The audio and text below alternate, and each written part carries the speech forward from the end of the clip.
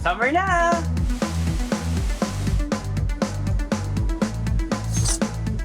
Summer ba?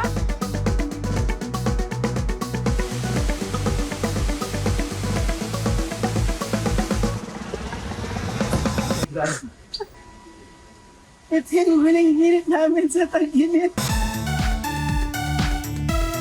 Babiyahe tayo sa isang lugar kung saan ang summer extended. Para ipakita ang summer destinations na to, lilibo tayo ni iFrill, Tubong, Barilis, Cebu!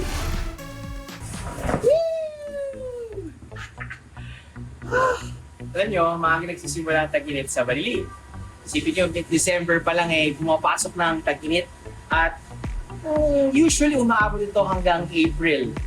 Pero, yun, take note, ang kanilang tag-ulan, nilalabanan pa din ni Haring Araw. Kaya, pwede ba tayo mag-beach?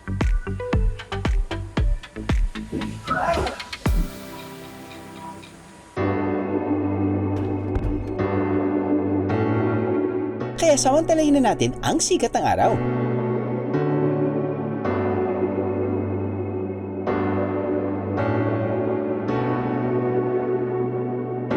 Hello everyone! Andito tayo ngayon sa Mantayupan Falls. So from the Municipal Hall of Barili to Mantayupan Falls, it took us 10 minutes to travel. Let's go!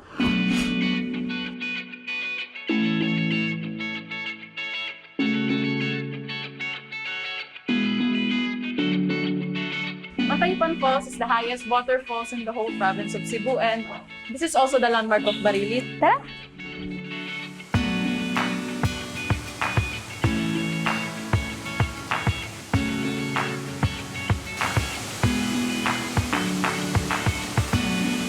Dalawang talon dito sa Mantayupan Falls. Ang una ay may taas na 14 meters o halos sing taas ng isang building na may 4 floors.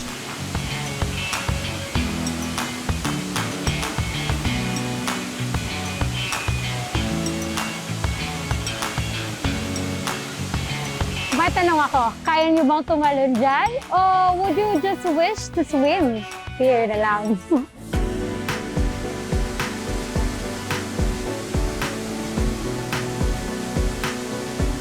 Para marating ang ikalawang talon, nagtayo sila ng hanging bridge.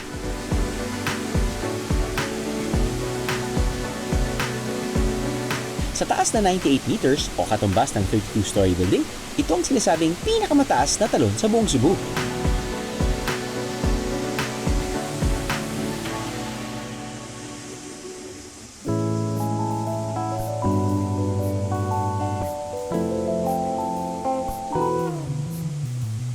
Tara, maligo tayo.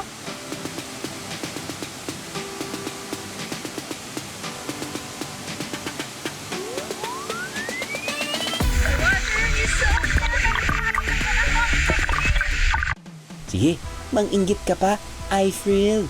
Nakakamiss tumalon sa mga talon.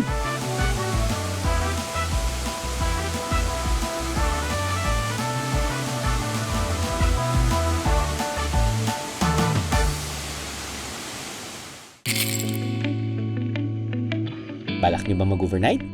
Pwede! Sa halagang 1,000 pesos, may kwarto para sa dalawang biyahero. Ayos!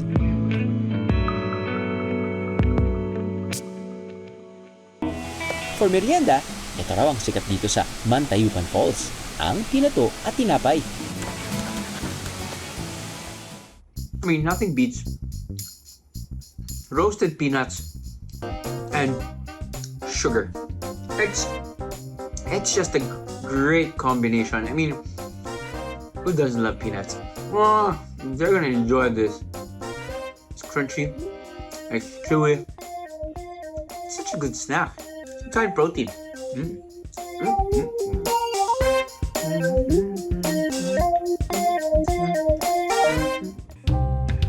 Isa pang delikasi mula sa Barili, ang tinapay.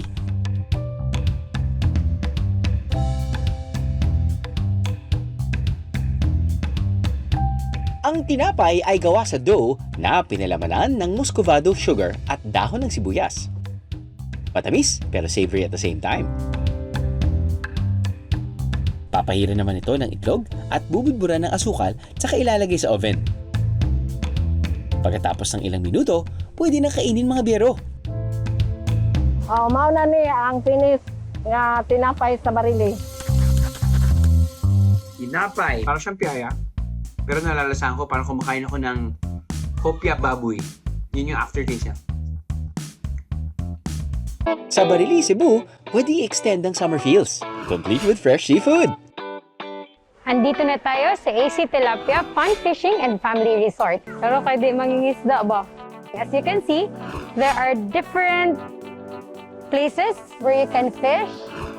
And I have here with me my fishing rod.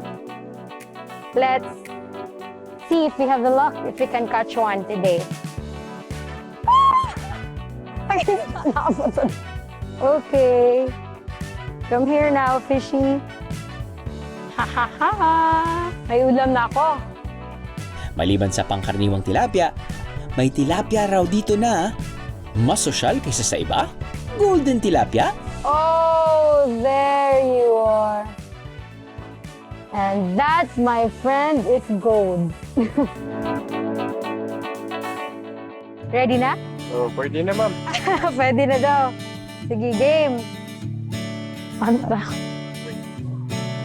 Hello, it's actually my first time to ride a horse and I thought it's gonna be so much easier. But, of course, nandito si Kuya, so my life is so much easier.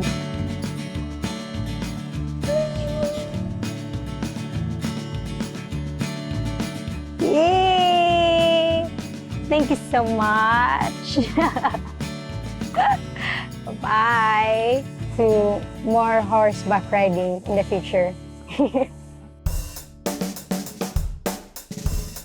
Una nating tikman ay ang timiritong tilapia. Sa labas pa lang makikita mo na the insides are very soft. And I wasn't wrong. It's really super soft. And this is their specialty recipe also. Ito ang ginataang tilapia. Super juicy. The gata is inside, it's everywhere. And it's even in the bones, it's super delicious. You should try this one out. Siyempre, hindi ako magpapatalo kay Ifrel. At magluluto tayo ng kanilang linarang. Ang star of the recipe ay walang iba kundi ang tanige. Kailangan din natin ng kamatis, siling haba, sibuyas, bawang, luya, black beans, tomato sauce, spring onion, at iba. Kamyas ang tawag sa atin dito pero iba sa Barili. So, ano ang tawag sa kamyas? Iba nga. Ay, iba. Iba nga. Iba. Anong iba? Hindi iba. Iba. Iba. Iba. Basta kamyas. Alright, wish me luck. Ang linarang daw ang Cebuano version ng Tagalog sinigang. Kaya pala ito'y masabaw rin. Sabi dito, ilagay ang ginger at yung siling haba. At yung siling haba, it's just the right amount of saktong sipa lang. At yung saktong sipa na binibigay ng siling haba ay saktong-sakto para sa akin. Kahit yung mga bata, kayang-kaya yung siling haba. Lagay na natin yung tomato na pre-crushed. Add more flavor.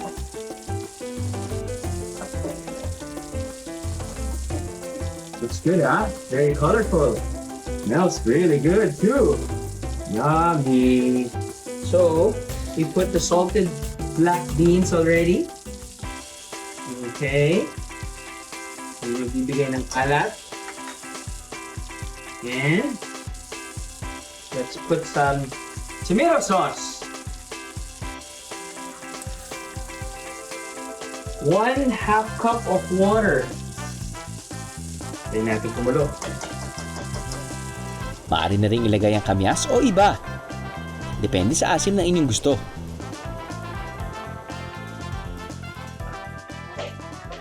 Hi!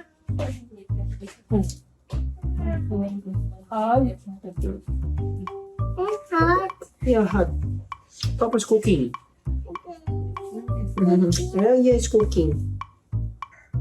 You're gonna taste this later? Okay, go there. Papa's cooking. Love you.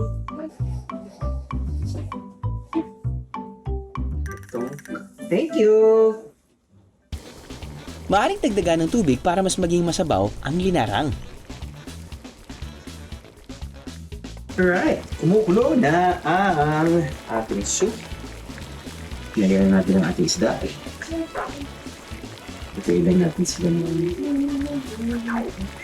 Ang init yan. Antay lang tayo ng mga few minutes para maluto, ma-fully cooked ang ating isda. Around 5 minutes. Ayan, maglalagay lang muna ako ng masking tape at ilalagay ko sa mga bibig ng aking anak. Tapos na ang ating linarang. Lagyan ko ng konting patis. Kasi parang alam masyadong lasa.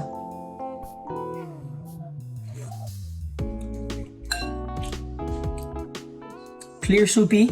Tinanong ko sa mga kasamahan ko dito na marunong magluto gamit ang kamyas. Hindi naman pala sobrang asim talaga yon. Parang alam mo lang may konting asim. And then, our fish. Actually, I have to say, hindi ko alam kung ano talagang lasa ng linarang. Pero mukhang pasok naman yata ang niluto kong very hearty and soupy fish dish. Pwede na. Sa Barili, isa pa raw mabilis at paboritong ulam ang inununan o malapaksiw na isda. Inilalagay lang ang mga sangkap sa isang palayok. At matapos ang 30 to 45 minutes ng pagluluto, may masarap ka ng ulam. Healthy pa! This is Palalong Views. Supposedly, this was just a family vacation home. And then, as we started to bring other guests in, and everybody just started appreciating this place for a holiday stay or an event, we really cater to exclusive staycations. And when you book the place, you get to access the kitchen, you get to access the pool, the beach.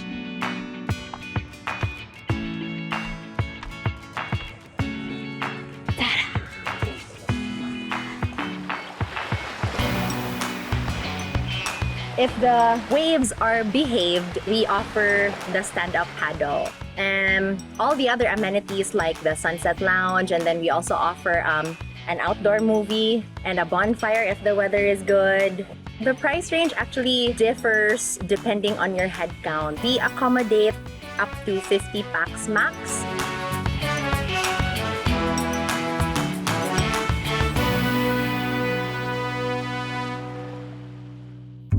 Pero kung di ka pa makabiyahe, pwede rin maranasan ang summer sa bahay sa pamagitan ng mga inflatable.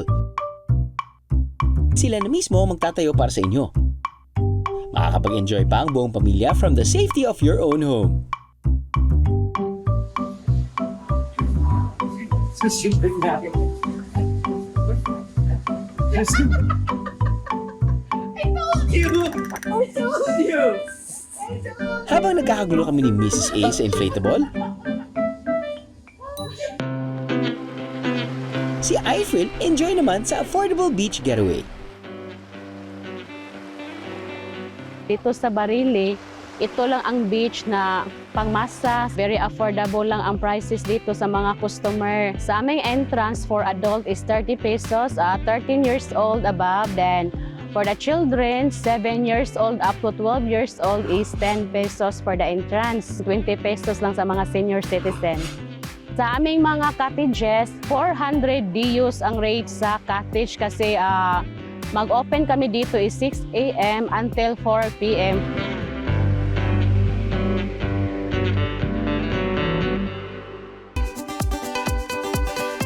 Taga Barili ang asawa ni Nanay Cristita, kaya kahit nasa Maynila sila, dala-dala pa rin niya ang mga pagkain na kilala mula sa probinsyang ito.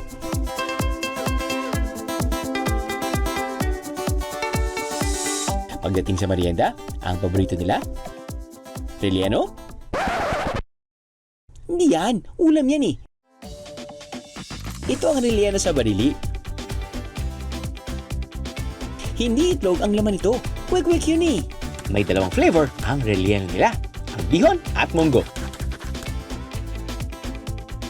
Harina, annatto powder, at tubig din ang gamit sa pambalot ng relleno nila. Para sa laman, pinakuluan at ginisa naman ang munggo. Ang bihon, pinabad sa mainit na tubig at ginisa rin. Tsaka binalot ang mga ito. At pinito.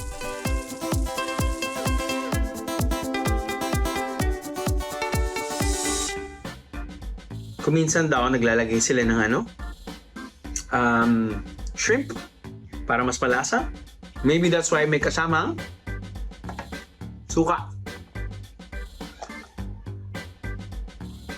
Whew.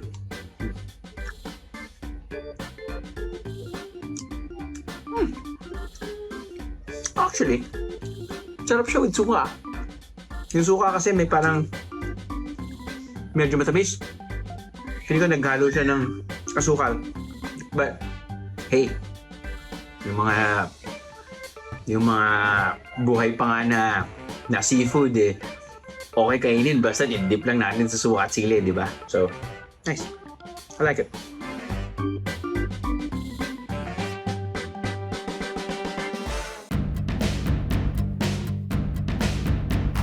Bilang huling hirit ito sa Taginit, ito pang isang summer pasyalan sa Barili.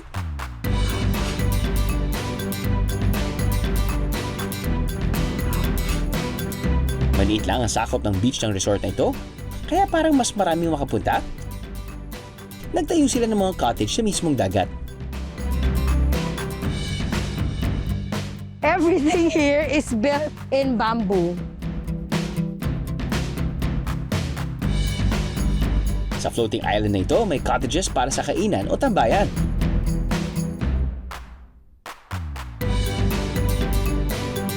Maaari ring mag-swimming o snorkeling sa mga mini pools. At tumalon sa kanilang diving board. Sample nga, Avril!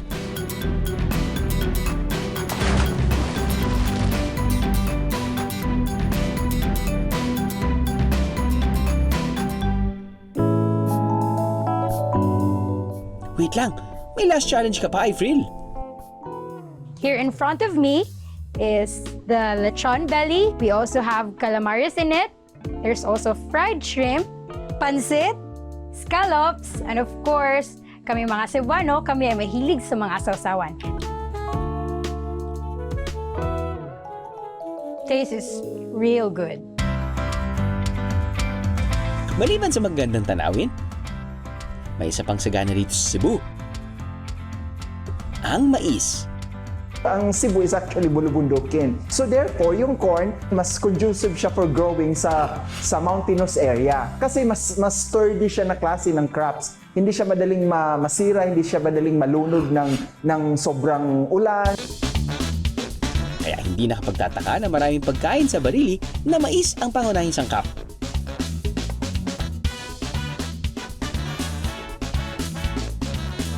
Isa na nga riyan, ang sinanduloy na rice substitute nila.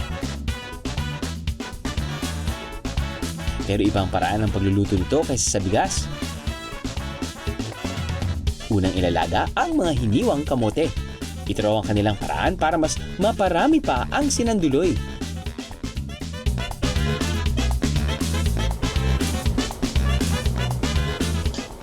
Okay, tender ng ating kamote. Ilagay na natin yung corn grit. First time cooking corn grits. Okay. So di ba, sa mga, I think, Visayas region, mahilig silang gumamit ng corn grit, mais. So kanin na mais, tapos nun, kaping mais, Ang bilis ma-absorb ng corn yung tubig. Ano siya? I'm guessing wala masyado siyang lasa. And I'm guessing yung lasa niya ay nagde-depend kung gaano ka tamis yung kamote.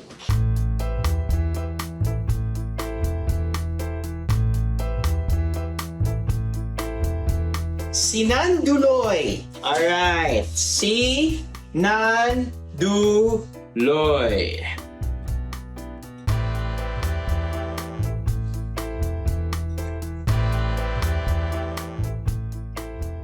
Sana nakuha namin kamote mas matamis. Pero I'm guessing ito yung parang kanilang kanin. I guess ito yung pwedeng i-pair sa ulam na niluto natin kanina. Ibabahagi rin ni Rose ang iba pang putahe mula sa Barili. Natutunan ko pong magluto ng dahil sa mama ko at saka sa papa ko. Kasi si papa talaga purely taga-Barili. Ang pinaka-paborito ko po is tinughong. Simple lang po siya, dukot. Madali lang po siyang lutuin. Tinughong is yung mais na bigas at saka tubig lang po at saka asukal. Ang tinughong naman ang pampainit ng mga magsasaka sa umaga. Ito ang nagsisilbing paunang laman ng tiyan habang hinihintay ang kanilang agahan. Sarap niyan!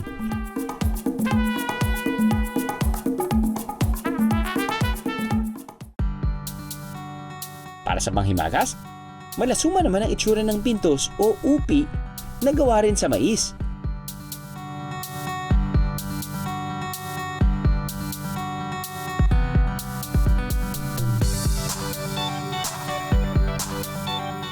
Oops! Huwag itatapon ang balat ng mais dahil kasama yan sa ating iluluto.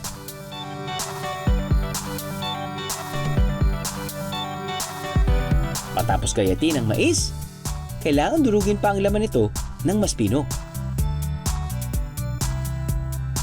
Ang ating pampatamis, mantikilya, gatas na kondensada, at may asukal pa. Goodbye diet! Ang itinabi nating balat ng mais, ang magsisilbing lalagyan ng ating mixture. Ang cute! Ilagay ang mga ito sa steamer para maluto.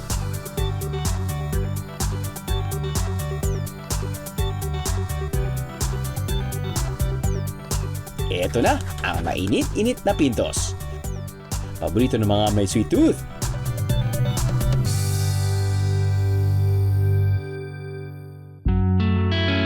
Hindi mapipigilan ng panahon ang mga porsigidong biyahero.